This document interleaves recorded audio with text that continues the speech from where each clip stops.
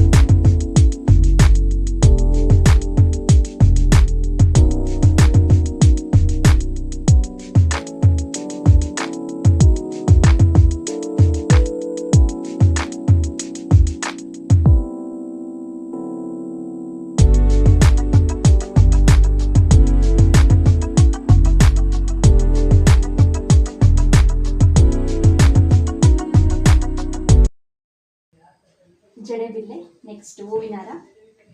ಈ ಒಂದು ಸ್ಟ್ಯಾಂಡಲ್ಲಿ ನಮಗೆ ಎಷ್ಟು ಬೇಕೋ ಅಷ್ಟು ಹೂವಿನ ಡಿಸೈನನ್ನು ಮಾಡ್ಕೊಳ್ಲಿಕ್ಕೋಸ್ಕರನೇ ನಾನು ಇದನ್ನು ಬಿಡಿಸ್ಕೊಂಡಿದ್ದೆ ಅಂತ ಹೇಳಿದ್ನಲ್ಲ ಸ್ನೇಹಿತರೆ. ಈ ರೀತಿ ಇಲ್ಲಿಗೆ ನಮಗೆ ಇಷ್ಟಾನುಸಾರದ ಹೂವು, ನಮಗೆ ಎಷ್ಟು ಅವಶ್ಯಕತೆ ಇದೆಯೋ ಅಷ್ಟಾನುಸಾರದ ಹೂವುಗಳನ್ನ ನಾವು ಡಿಸೈನ್ ಮಾಡಿಕೊಂಡು ಬಿಟ್ಕೋಬೋದು. ಇದಾಗಿತ್ತು ವರಮಹಾಲಕ್ಷ್ಮಿಯನ್ನು ಕೂರಿಸಿ ಯಾವ ರೀತಿ ಸೀರೆಯನ್ನು ಉಡಿಸಿ ಡೆಕೋರೇಟಿವ್ ಆಗಿ ಮಾಡೋದು ಅನ್ನೋದನ್ನು ಈ ವಿಡಿಯೋದಲ್ಲಿ ತೋರಿಸ್ಕೊಟ್ಟಿದ್ದೀನಿ. ನೆಕ್ಸ್ಟ್ ವಿಡಿಯೋದನ್ನು ನಾನು ವರಮಹಾಲಕ್ಷ್ಮಿ ಹಬ್ಬದ ದಿನವೇ ನಾನು ಯಾವ ರೀತಿ ರೆಡಿ ಮಾಡ್ಕೊಳ್ತೀನಿ, ಸೇಮ್ ಇದೇ ರೀತಿಯೇ ರೆಡಿ ಮಾಡ್ಕೊಳ್ತೀನಿ. ಆದರೆ ಸ್ವಲ್ಪ ಚೇಂಜಸ್ ಇರ್ಬೋದು, ಏಕೆಂದರೆ ನಾನಿಲ್ಲಿ ಕಾಯಿನ ಇಟ್ಕೊಂಡಿಲ್ಲ.